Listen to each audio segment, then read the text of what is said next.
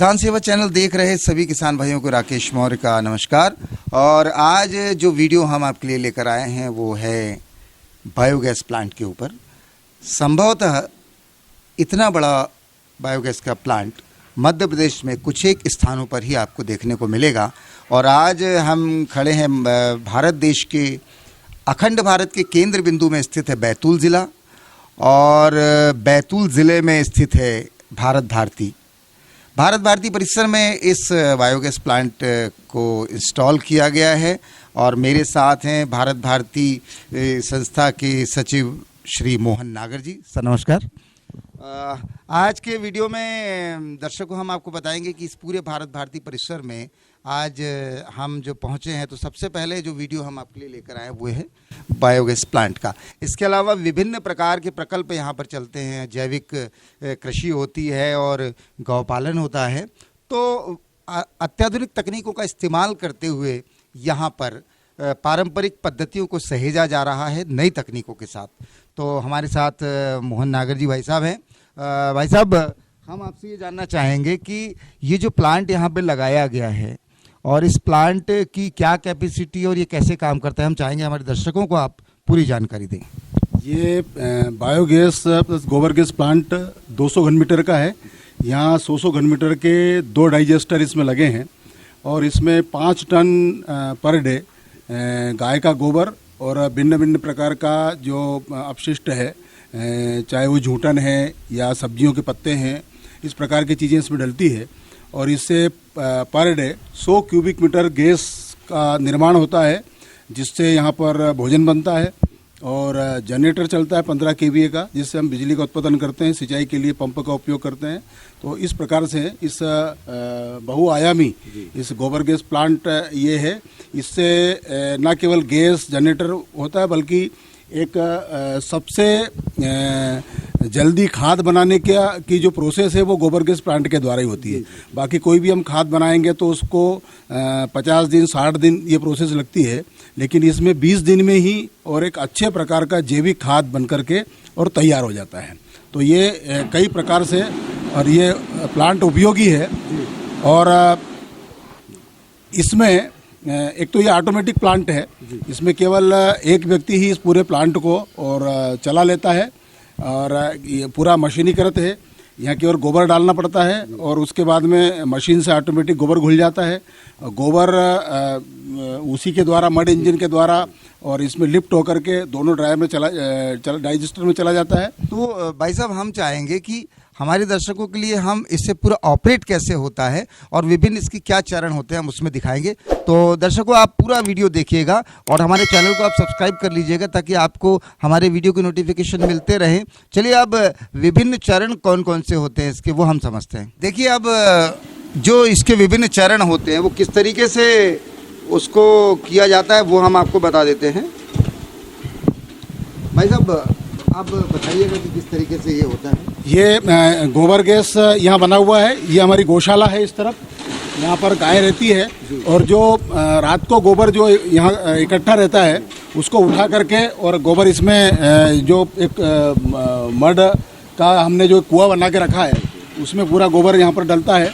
उसमें प्रारंभ में 2.5 टन जो है वो गोबर और 2.5 टन पानी मिला करके और उसको मशीन के द्वारा उसको मिक्सिंग किया जाता है। अच्छा, तो दर्शकों, आपने देखा कि देखिए ये यहाँ बहुत बड़ी गौशाला है और ये गोबर उठाने का यहाँ पे संग्रह का काम चलता है। और यहाँ से पूरा गोबर इकट्ठा होके ये यहाँ पर इस कुएं के अंदर जाता है।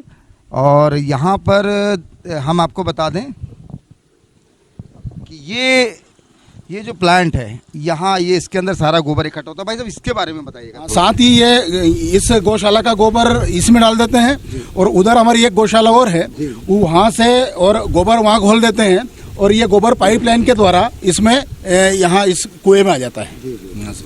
और फिर जो दोनों गोबर यहाँ पर इकट्ठा हो जाता है उसके बाद में फिर इसमें एक 5 हॉर्सपावर की एक मोटर लगी है और अंदर जो है इसमें एक जहाज का पंखा लगा है। उससे ये गोबर जो है पूरा पानी के अंदर मिक्स हो जाता है, एक लिक्विड बन जाता है। तो ये चलाकर दिखाएंगे हमारे दर्शकों? मैं आपको दिखा सकता हूँ। यहाँ से उसका पूरा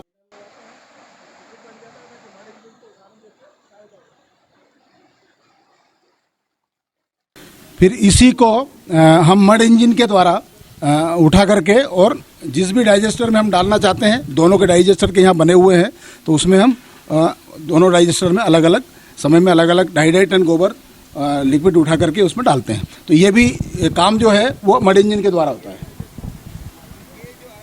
पहले स्टेप पे आपने दर्शकों को देखा कि नीचे एक बहुत बड़ा कुआं है, उसके अंदर एक फैन लगा, वहां से गोबर घोल कर अब ये यहाँ पर इसमें मड इंजन चलाया, तो ये यहाँ पे आ रहा है। जी आप बताइए।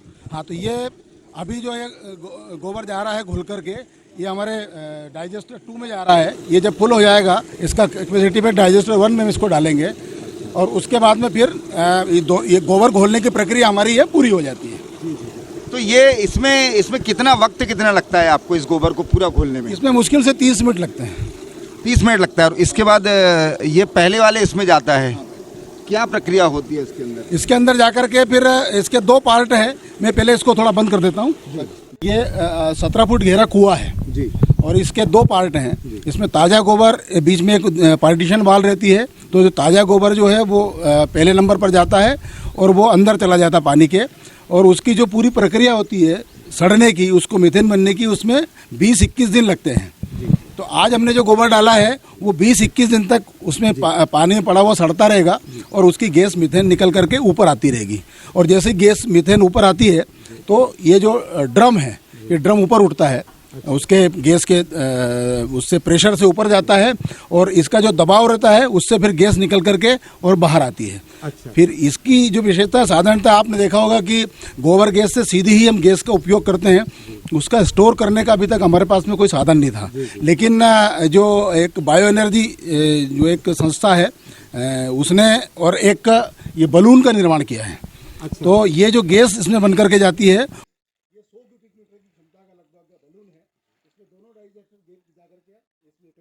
गोबर गैस में लोग जो है वो प्रेशर नहीं होने की शिकायत करते हैं कि गोबर गैस की जो फ्लो जाता रहता है, जो निकलती है उसकी, उसमें प्रेशर नहीं रहता है। जैसे बाकी हम एलपीजी में जो प्रेशर रहता है ये सब प्रेशर इसमें रहता नहीं। तो हाँ, तो इसमें ये जो नया जो कंसेप्ट है उसमें ये रिसीवर टैंक एक जो नया चाहिए अपनी क्षमता की खींचता है और फिर ये प्रेशर से कंप्रेशर के द्वारा और ये भोजनालय में भेजता है। जहाँ भी चूल्हे की ज़रूरत है, जहाँ भी हमारे चूल्हे लगे वहाँ जाता है।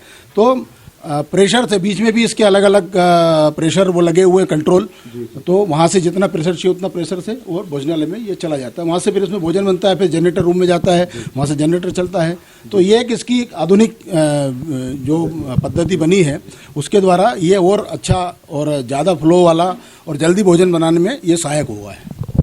तो दर्शकों, कहने का मतलब ये है कि जैसा कि भाई साहब ने बताया है कि पहले गोबर गैस से प्रेशर की समस्या आती थी, लेकिन अब आधुनिक तकनीकों का इस्तेमाल करके आधुनिक प्लांट का निर्माण किया जा चुका है। और जैसे कि आपने बताया कि बलून के अंदर सारी गैस पहले स्टोर हो जाती है, उसके बाद में उस गैस से फिर इस प्रेशर से उसको सर्कुलेट किया जाता है। तो जहाँ भी आवश्यक होता है वहाँ पर उस गैस का उपयोग किया जा सकता है।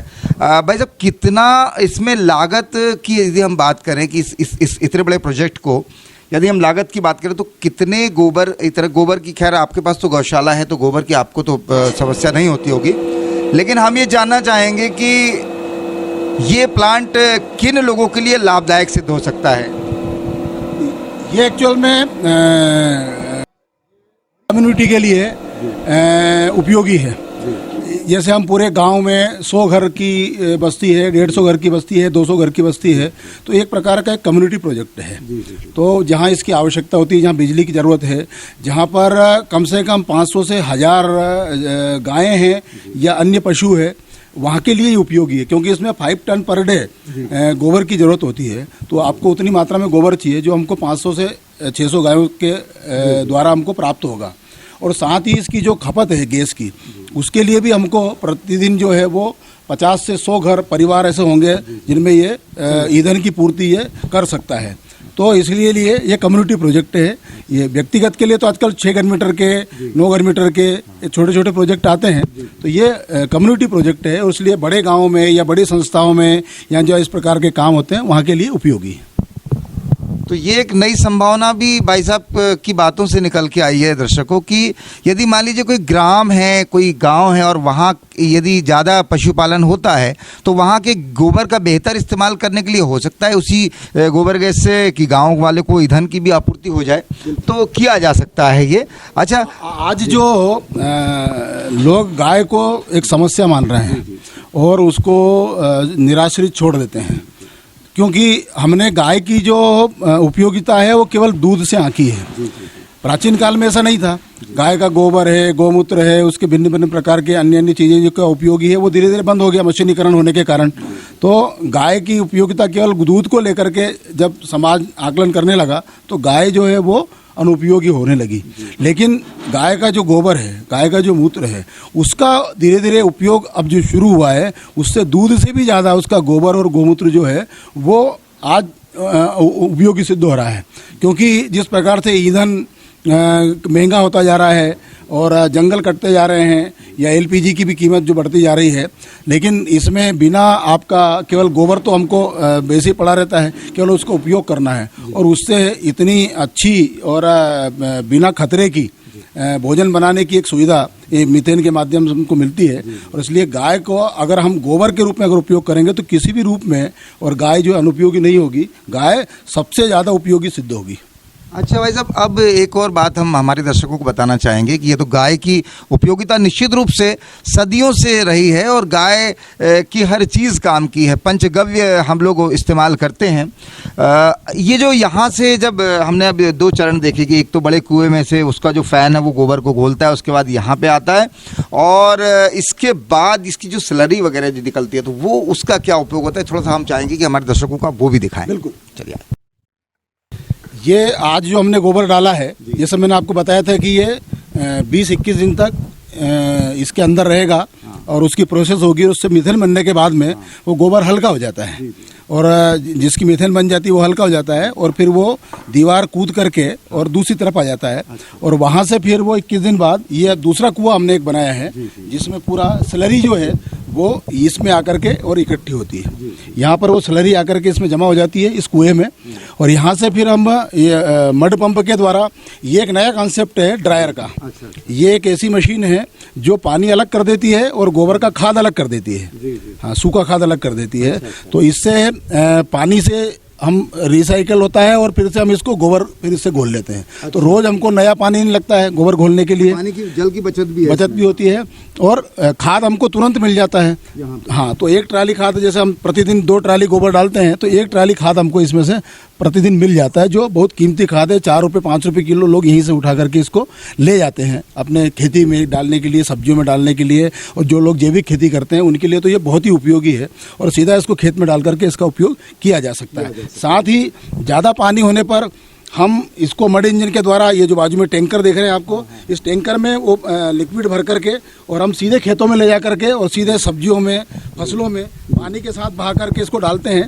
तो इससे और ये तुरंत टॉनिक का काम करता है, यूरिया का भी काम करता है क्योंकि इसमें गोमूत्र भी है, सभी प्रकार की चीज़ें का काम करता है और फसलें इसकी बहुत तेज़ी से बढ़ती है और बहुत पौष्टिक और बहुत जल्दी बढ़ने वाली फसलें इसके कारण, स्लरी के कारण और खेतों में पैदा होती है। हाँ, मतलब ये देखिए दर्शकों, डायरेक्ट पाइप के द्वारा ये टैंक के अंदर पूरा चला जाता है और इसमें भर के जो जैसा वाइस इसका उपयोग होता है। और इस तरफ आप देख रहे हैं, इस तरफ आप ये देख रहे हैं कि ये पूरा जो गोबर की खाद इकट्ठी हुई है और इसका उपयोग पर डे 1 ट्राली गोबर की खाद यहाँ पर मिलती है। जी, एक पाइपलाइन खेत में भी बिछा के रखी है, यहाँ से डायरेक्ट एक मड इंजन से खेतों में लाइन बिछा के रखी है। तो जिस खेत में जरूरत पड़ती है तो सीधा उस खेत में, सब्जियों में, अन्य फसलों में सीधा हम यहाँ से लिक्विड भेज देते हैं पानी के साथ मिला करके। तो हमको सीधा फसलों को सीधा टॉनिक मिल जाता है, पानी मिल जाता है, दोनों काम एक साथ हो जाते हैं। और आप देखेंगे फसलों का जो कलर है, जो स्वाद है उसका, वो अभिन्न है, वो अद्भुत है। तो किसानों, जैविक खेती और गौ पालन एक बहुत ही बढ़िया कॉम्बिनेशन जो हर गांव की आज की तारीख में ज़रूरत है, क्योंकि बहुत सारे ऐसे तत्व अब खेती में इस्तेमाल किए जाने लगे हैं जो हमारे स्वास्थ्य के लिए कहीं ना कहीं घातक है। तो जैविक खेती वरदान सिद्ध होगी आने वाले समय के लिए। और भाई साहब, हम एक और चीज़ अब आखिर में आपसे जानना चाहेंगे कि इस प्लांट का उपयोग मतलब यदि कोई लगाना चाहे तो क्या कोई उससे शासकीय मदद मिल सकती है? यदि आपको जो जानकारी हो तो बताइए। हाँ, ये प्लांट जो है जैसे मैंने कहा ये कम्युनिटी प्रोजेक्ट है। पहले तो आपके पास में 500, 600, 1000 के लगभग गोधन चाहिए या अन्य पशुधन चाहिए। अगर आपके पास वो उपलब्ध है या बड़ी कोई गौशाला है तो ये प्लांट उपयोगी है। अन्यथा हमको छोटे छोटे गोबर गैस के जो प्लांट लगते हैं 20 घन मीटर, 40 घन मीटर तक भी हम लगा सकते हैं, लेकिन इतना बड़ा और प्लांट अगर 200 घन मीटर का लगाएंगे तो इतनी हमारे पास क्षमता चाहिए, और साथ ही उसके ईंधन की उपयोगिता के लिए भी हमको देखना पड़ेगा कि उसके ईंधन की खपत कहाँ होगी। तो अगर हमारे पास में उपलब्ध है या जो बड़ी संस्थाएं हैं, जो बड़ी गौशालाएं हैं, वो और इस बात को लगाने का विचार कर सकती है। यहाँ जो पूरा जो प्लांट लगाया है ये भारत सरकार के पेट्रोलियम मंत्रालय जो है उसके इंडियन ऑयल ने ये पूरा CSR में भारत भारती संस्था में ये प्लांट यहाँ प्रोजेक्ट लगाया है। इसकी लागत 50 लाख के लगभग आई है, 50 लाख रुपए लगभग इसकी लागत आई है। और ये पूरा जैसे मैंने कहा कि फुल्ली ऑटोमेटिक प्लांट है, और ये सबसे आधुनिक प्लांट गोबर गैस का देश के आधुनिक प्लांट में ये है। जी जी जी जी। और मध्य प्रदेश में मैं दर्शकों चुनिंदा ही जगह पे या शायद हो सकता है कि इकलौता ऐसा प्लांट हो जो अभी भारत भारती में लगा है। तो भारत भारती परिसर से आज हमने किसान सेवा चैनल के लिए एक हमारा पहला वीडियो भारत भारती दर्शन श्रृंखला के तहत आज आपके पास तक भेजा है, और अगले वीडियो में और नई नई जानकारियों के साथ हम आपको भारत भारती परिसर से कराते रहेंगे। और आप देखते रहिए हमारे चैनल को सब्सक्राइब कीजिएगा, लाइक कीजिएगा, शेयर कीजिएगा, और इस वीडियो से जुड़े हुए जो भी आपके प्रश्न हैं वो आप मुझे व्हाट्सएप कर सकते हैं, कमेंट बॉक्स में लिख सकते हैं। अगले वीडियो में हम उन प्रश्नों का जवाब भी आपको जरूर देंगे। चलिए विदा लेते हैं आपसे, नमस्कार।